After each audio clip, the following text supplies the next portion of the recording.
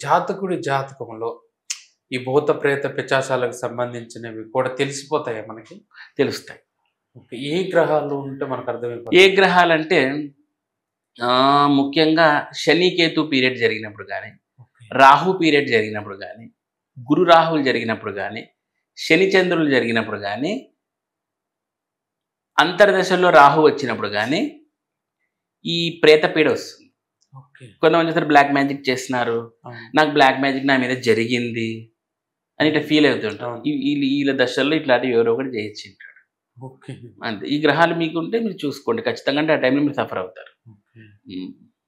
ఇన్ని రోజుల ఎంతో మంది గురువులు ఎన్నో వీడియోలు పెట్టారు కానీ, లంకె బిందెలు అనే టాపిక్ పైన మీరు చెప్పినంత స్పష్టంగా వీడియోని రికార్డ్ చేసి ఎవరు పెట్టలేదు.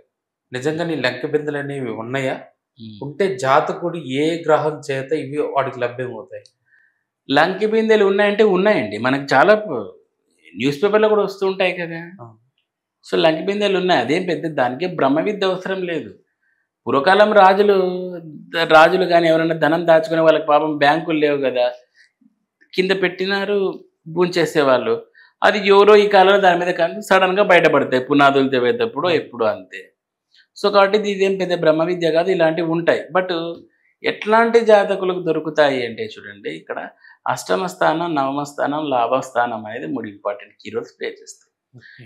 ఎందుకు అష్టమ స్థానం అంటే, అష్టమ స్థానం అనేది రహస్య స్థానం. ఓకే. మీ జాతకంలో రహస్య స్థానంలో ఉన్న గ్రహాలని బట్టి అది గుప్తం అంటే ఏంటి, రహస్యమే కదా, గుప్తం నుంచి బయటపడలేదని ఉంటుంది. రెండోది భాగ్యస్థానం. భాగ్యస్థానం అంటే ఏంటి, సడన్గా మీకు ఒక లక్ లాగా అది ఉంటేనే మీకు లంకి బిందెల దాకా దొరుకుతాయి అన్నట్టు. ఓకే. ఇంకోటి లాభస్థానం. లాభం మంచిగా ఉంటేనే కదా మీకు లాభం పడతారు. సో ఈ 3 స్థానాలు చాలా చాలా చాలా ఇంపార్టెంట్.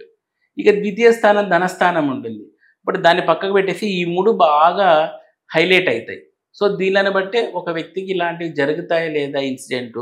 నాట్ ఓన్లీ నిధులు, లాటరీస్, పేకాట ఆడుతుంటారు మనోళ్ళు, పేకాట పాపారావు. ఓకే. సో ఈ పేకాటలకి ఎట్లా మనం మనీ వస్తుంది, సడన్ గెయిన్స్ అనేది ఎట్లా ఉంటాయి, మనం డిఫరెంట్గా చెప్పుకోవచ్చు. నాట్ ఓన్లీ గుప్త నిధులు, ఏది నీ రహస్యంగా చేసి దాని వలన నువ్వు ధనము సంపాదించిన that is the Gupta. Okay. దాని అర్థం అది. అది ఏదో లంక బిందెలే అని కాదు.